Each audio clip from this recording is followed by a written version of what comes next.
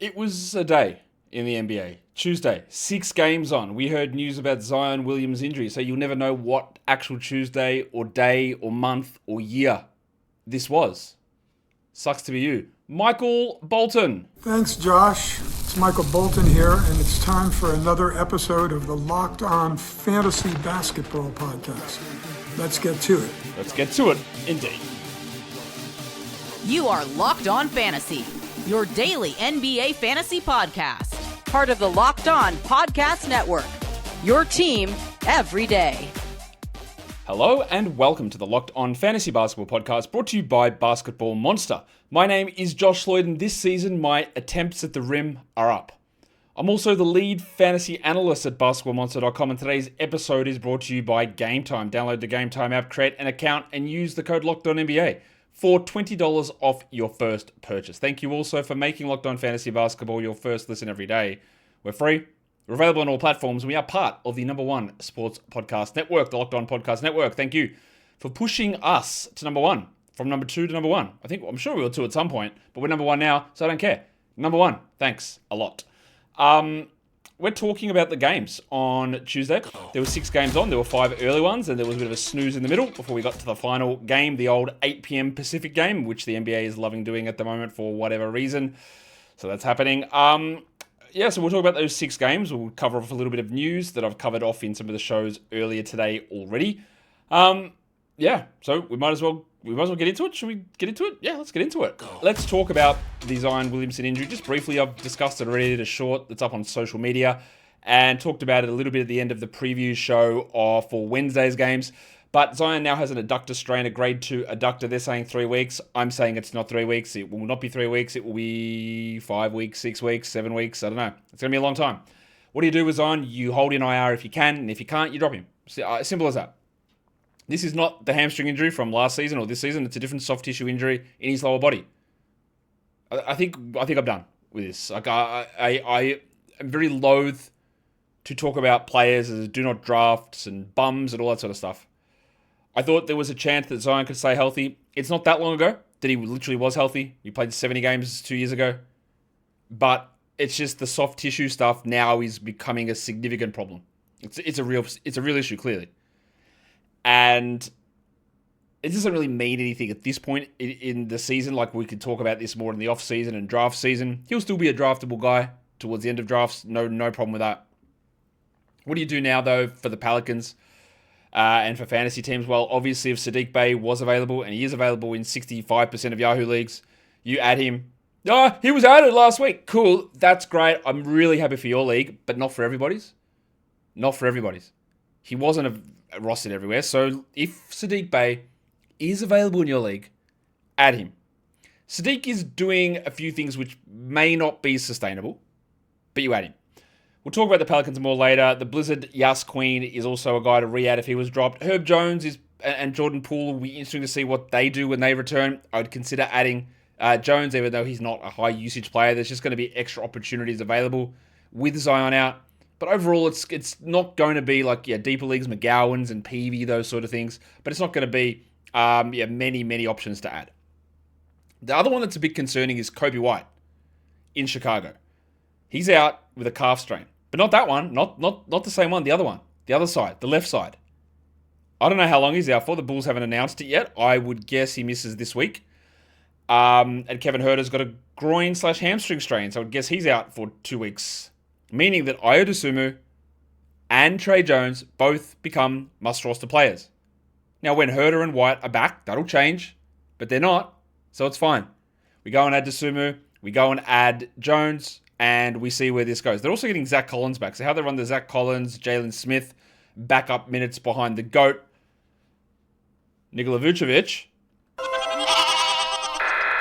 We'll see which direction that goes, but Smith has been playing well in that role. And we'll see what they decide to do there. But obviously, Coby White being out is going to help a lot of these other guys get more touches, more usage, more shots. It should help Buzelis. It should help Vooch as well. Just get a couple more shot attempts without Coby there for, I guess, the foreseeable future. Let's look at some waiver wire trends. Who has been added in the last 24 hours since we did this? Who has been dropped in the last 24 hours since we did this? You won't be shocked to know that the second Nembhard, Ryan Nembhard, is the most added player. We'll see them tomorrow. And he 100% will start, but 30 minutes, 23 minutes. His game log's very confusing.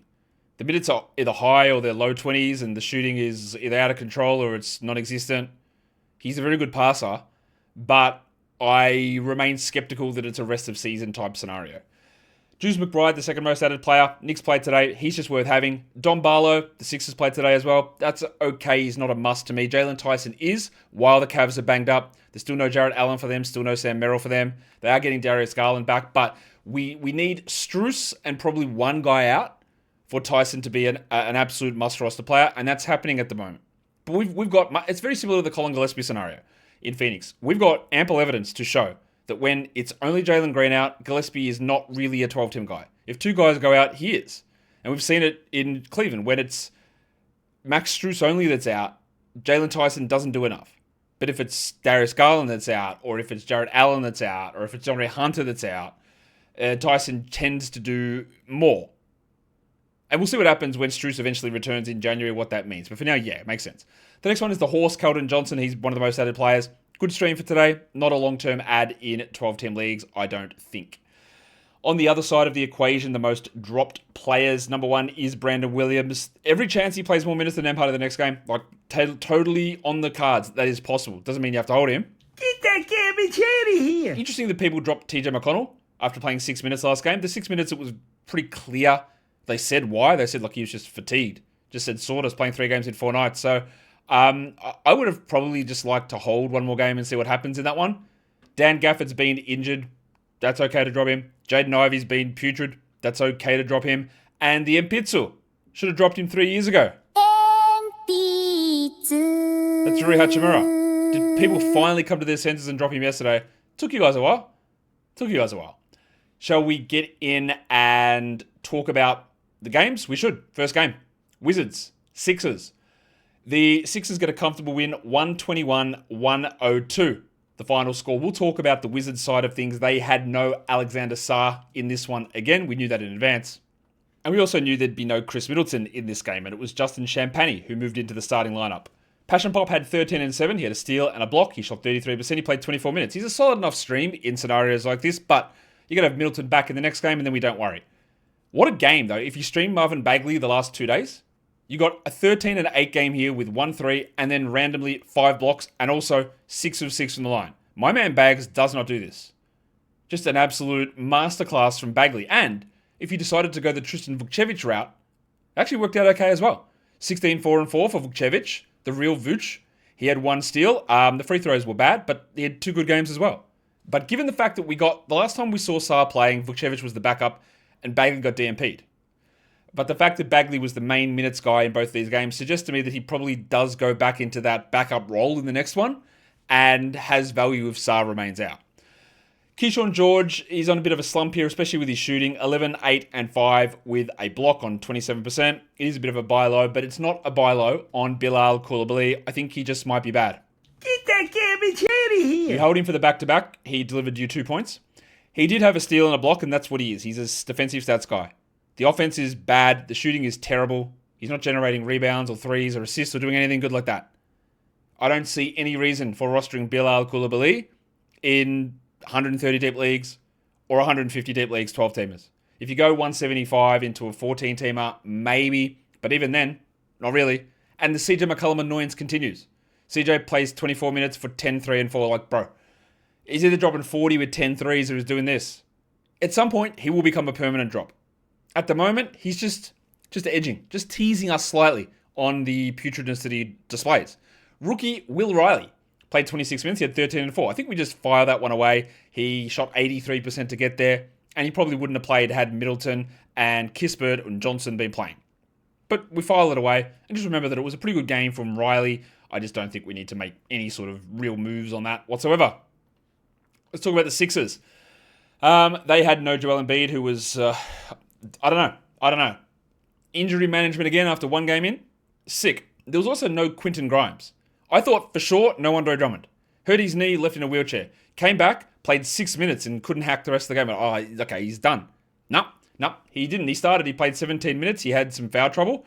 5 fouls in that time. Had 12 and 10 with 3 assists, a steal and a block on 71%.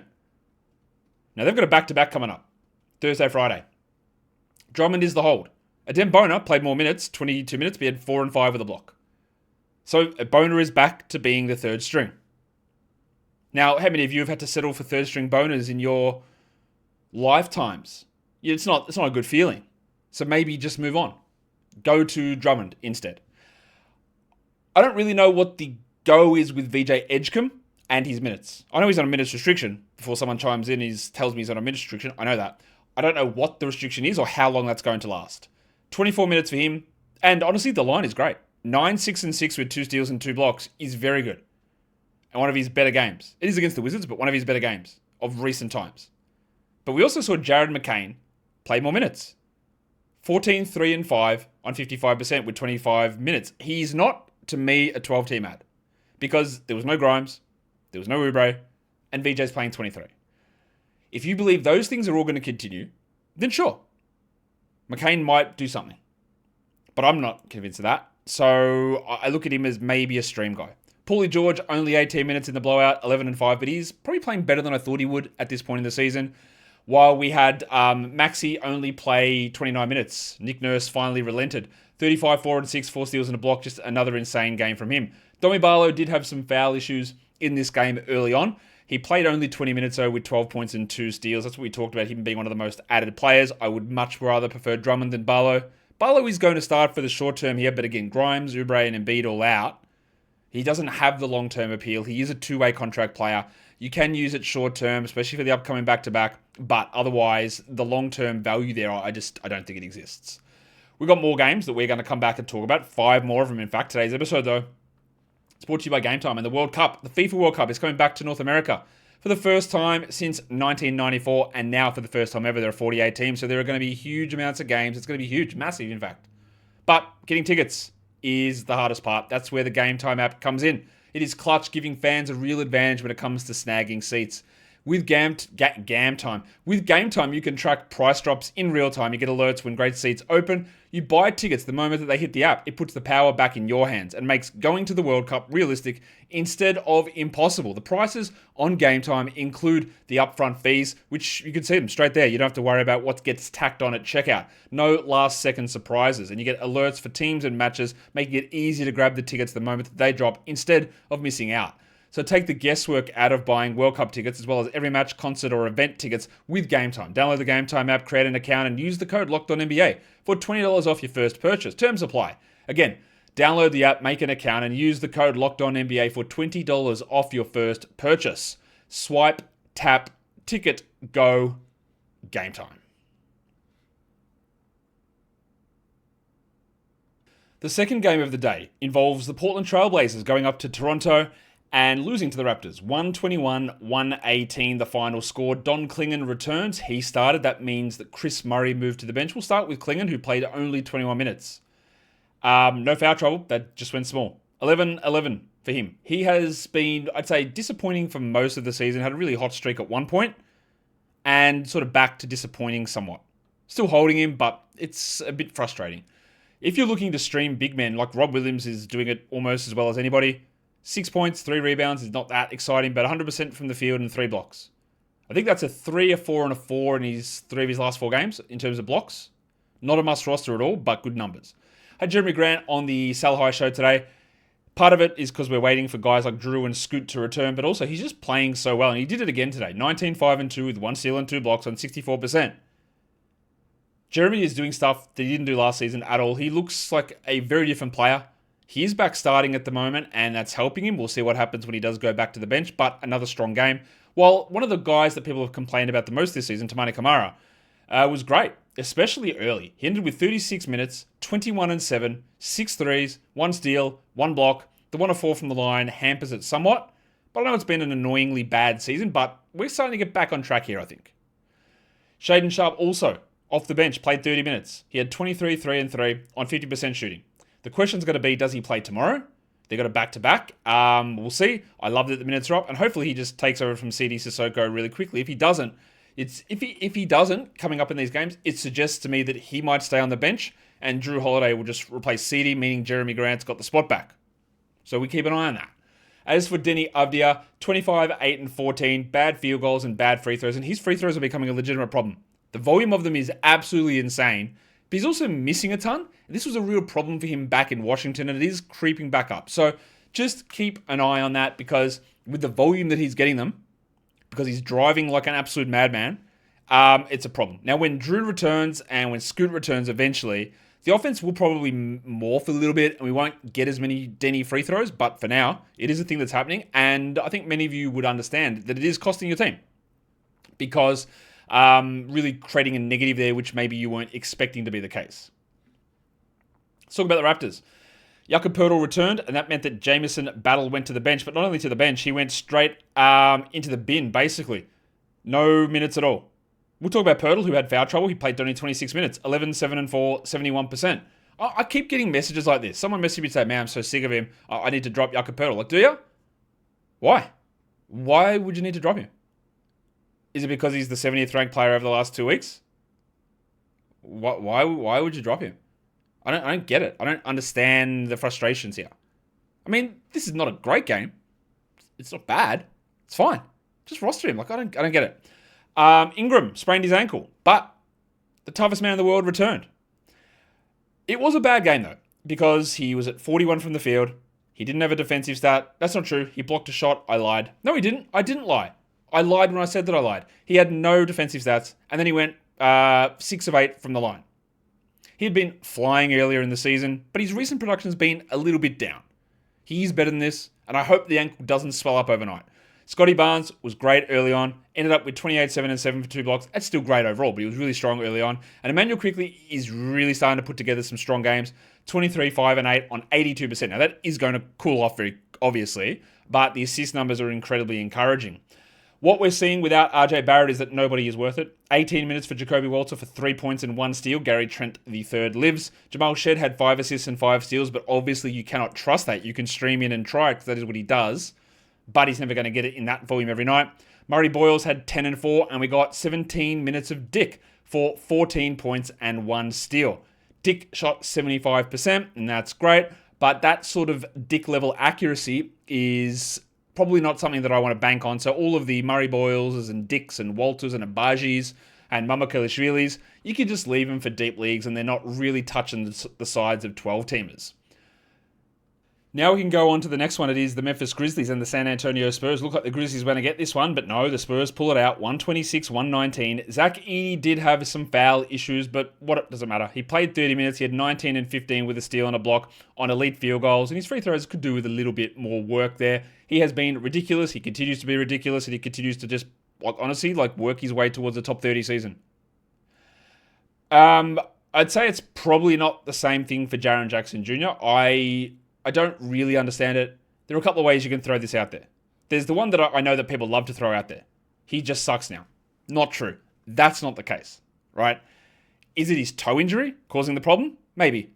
Is it the coaching scheme? Possible. Is there mutiny in the ranks? Also, maybe. I don't know. But I also know that he's not this bad. 7 and 6 with 2 steals and no blocks is horrendous. Bad shooting, horrendous. Low usage, horrendous. In saying all of that, he hasn't been that bad all of this season. And I know that there's going to be somebody. I'm going to give you just 20 seconds. Get your Jaren Jackson thoughts out. If you're listening to it, say it out loud. Tell your missus, go, hey, hun, Josh Lloyd said I got to tell you about Jaren Jackson. And she's going to go, shut up, bro. And you're going to say, no, I've got to get my thoughts out. So you get them out. And you say, I just want to drop him. Because I know that's what you want to say. I know some of you already typed that down. When can I drop him, is what you'll ask. And my answer is, you can't. I forbid it. It is not allowed. You can't do it. And if you go to push it on the app, I'm going to get notified. I'm going to come around to your house. I'm going to kick your head in. Threat only valid in Canada. Don't drop him. It is bad. 100% it is bad. But think about who the player is. Think about Jaren Jackson. Do you believe that Jaren Jackson is this guy? Because in order to drop him, you would have to believe that he is the current player that you are seeing in front of you at the moment. Do you believe that? Because also, we can look at what he did over the last 4 games, right? And I know you'll say, man, this guy's terrible. Over the last 4 games, Jaren Jackson is averaging 18 points, 2 threes, 5 rebounds, 3 assists with 1.5 steals on 47 and 75. And you go, Josh, that's actually not that bad. Yeah, I know. I know it's not that bad.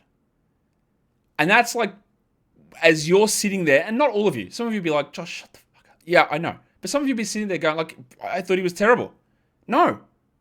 He's been below par. But I also don't think he's this bad. I think that he's going to improve. Do I believe that Jaren Jackson will continue to be like this level of bad? No, I don't. Do I think that he'll get back to a top 40 player? No, I don't also. I don't think he'll do it. I think that he is pushed back from where I thought he would be in the preseason.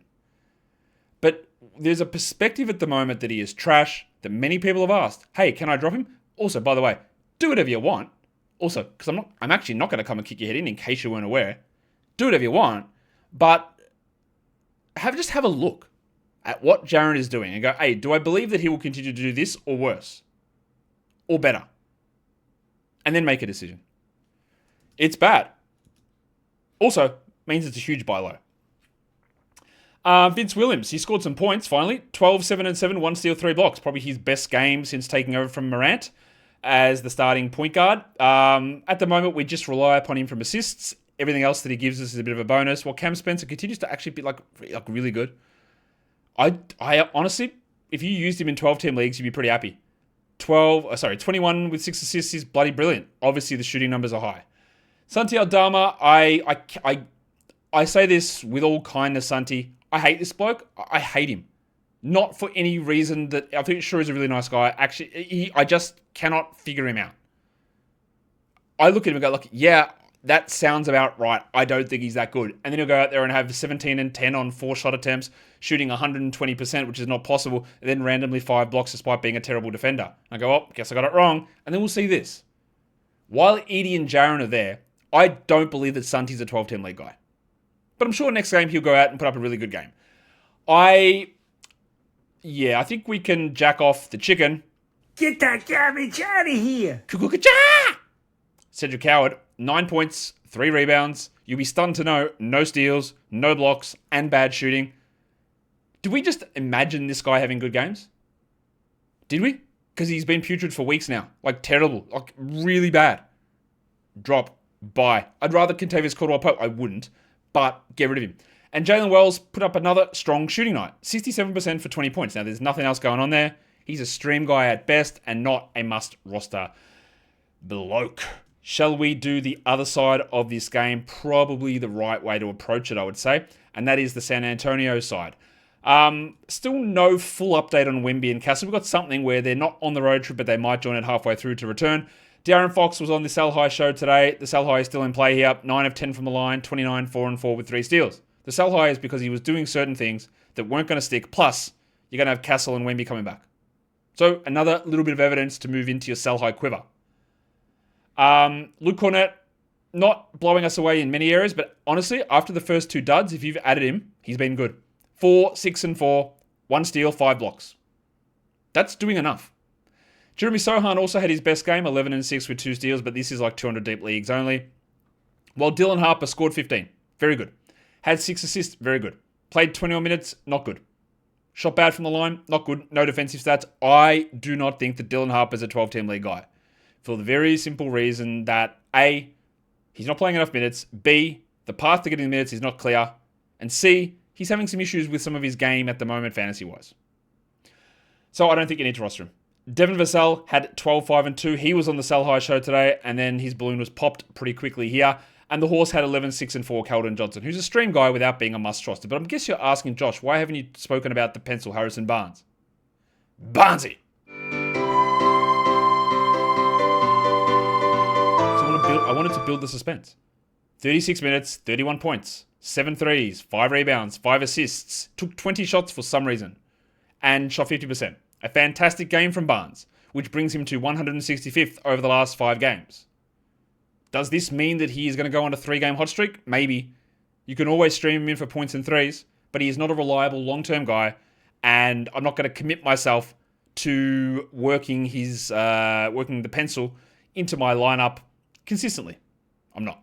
What I am going to do, though, is I'm going to tell you that today's episode is also brought to you by Robinhood. What if sports were traded like the markets? Well, now you can put your sports IQ to work in real time with Robinhood prediction markets. It's not you against the house, it's participating in a live market.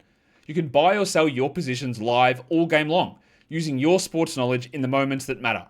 Robinhood prediction markets changes the game. It's people moving the action, so when momentum shifts, you can move with it. You've always known the game, but you've never had that dynamic way to apply that knowledge, and now you can actually take part live in a market powered by people. You're no longer just a spectator. Play by play, you decide. Trade every play with Robinhood, now available across the US. Download Robinhood app now to begin. All right, we've got a couple more games that we are going to bang straight on into.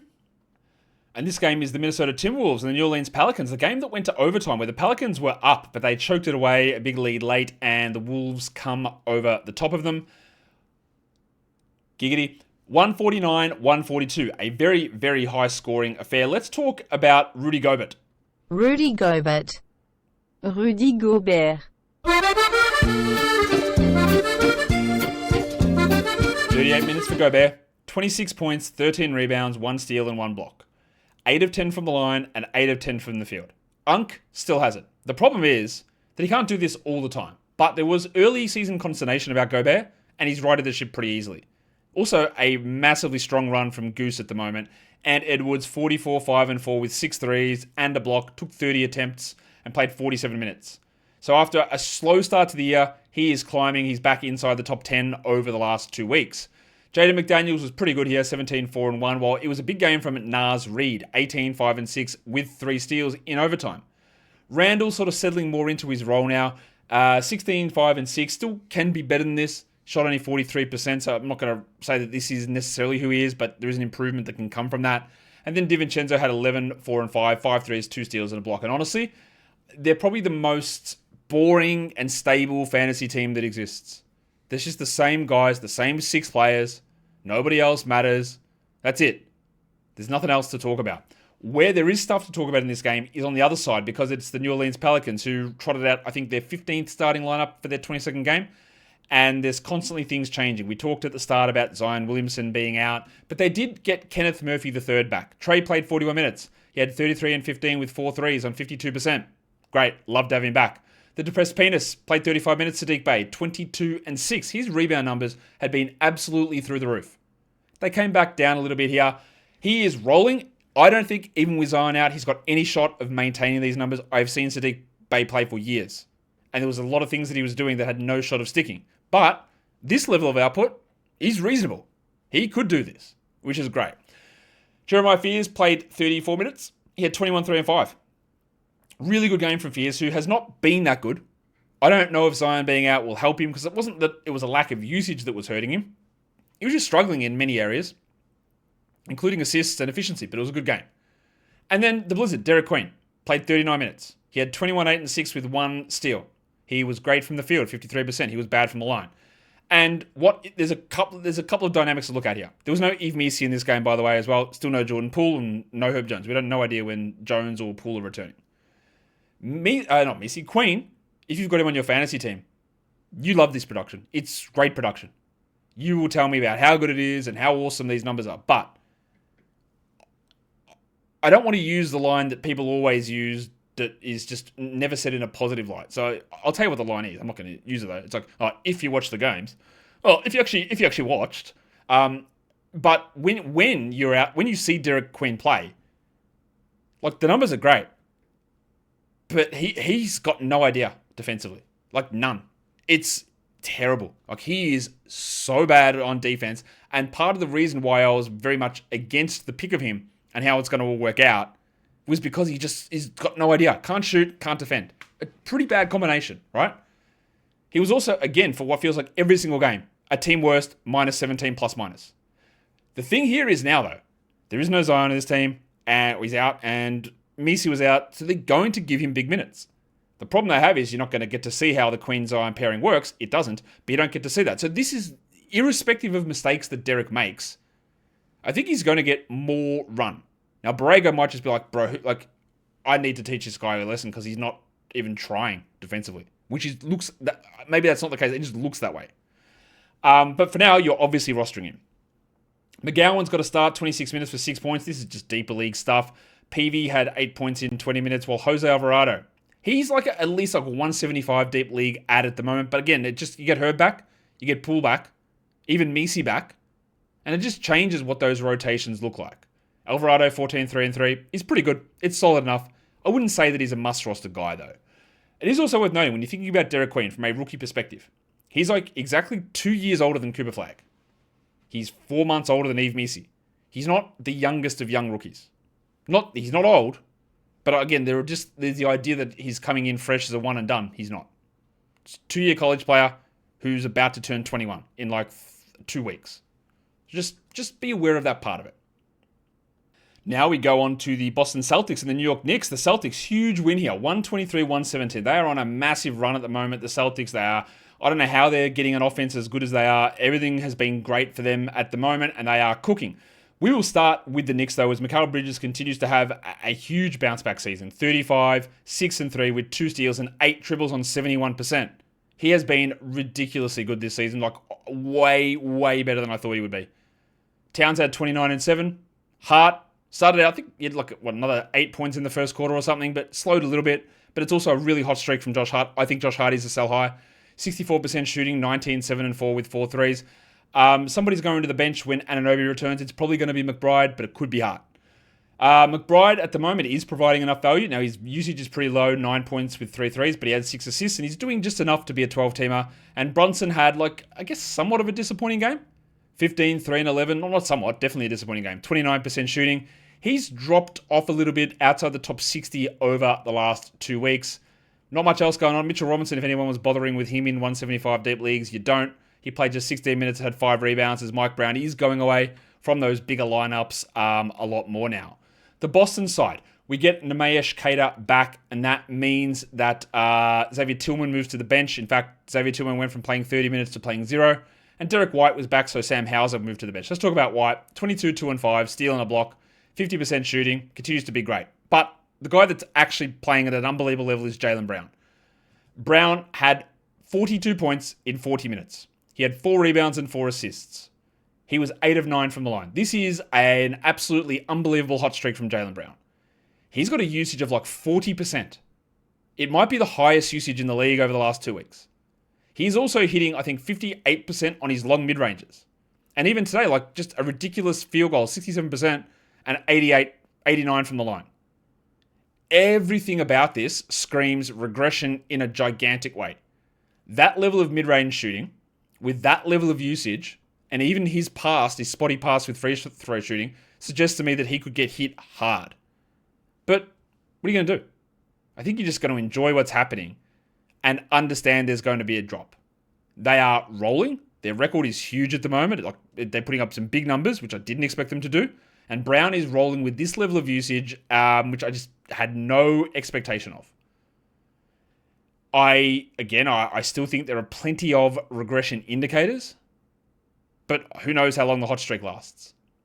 Jordan Walsh played only 19 minutes. He had 8 points with a steal and a block, 6 rebounds. He's a nice stream guy for those deeper formats. While again, the evidence piles up that you don't need to roster Anthony Simons. Get that garbage out of here! He had 12 points in 24 minutes, while Peyton Pritchard, not a good game, 31% shooting. He had 10, 4 and 3. He's an obvious hold. We also got out of nowhere 24 minutes for Hugo Gonzalez, who had 4 points. And Joshie Minot played 27 minutes. And Minot had a game that makes you go, oh, maybe, really?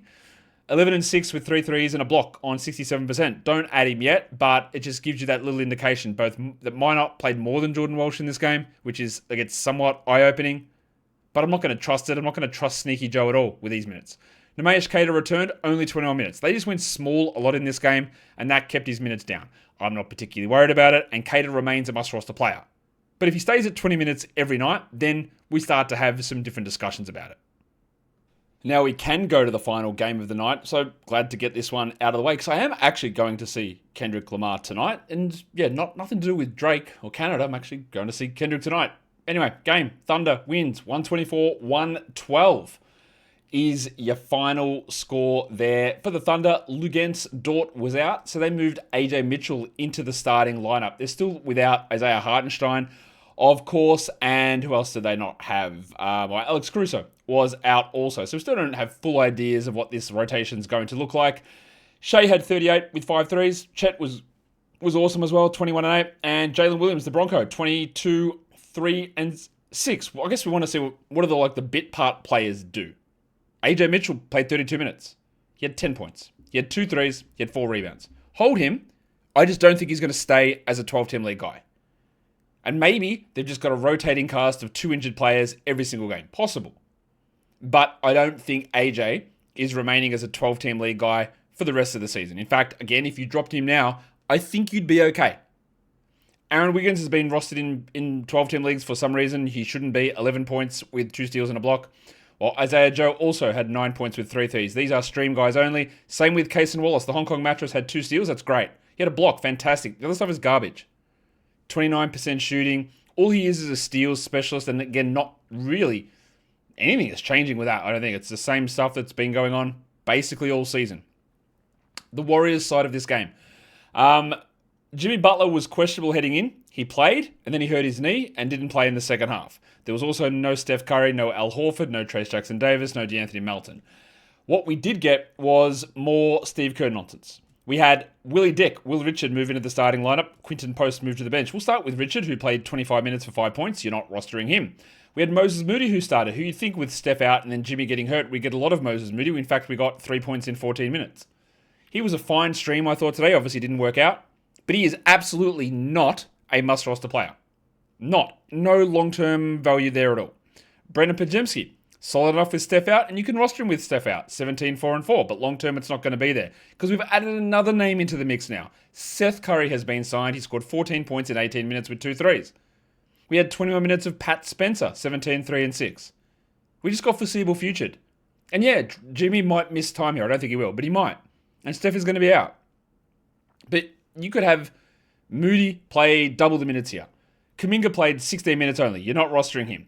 Buddy Hield played 28 minutes. He could play less. And Gary Payton played 27 minutes. It's all over the shop. Draymond Green had 13, 9 and 4. He's a guy to hold at the moment. But if anyone I'm going to have is probably Podziemski, Moody sort of after that. And then it's just a bunch of whatever. Because there's no consistency. There's no guarantees of nights with minutes and rotations and anything like that, with the way that Kerr runs this rotation. And honestly, with those players, there's so much replaceability in them. Almost don't blame Steve for being like that. Let's talk about lines of the night. Your monstrous finishes us off. Mikal Bridges gets it there. 35 points with 8 triples and 6 rebounds. He had a pair of steals as well.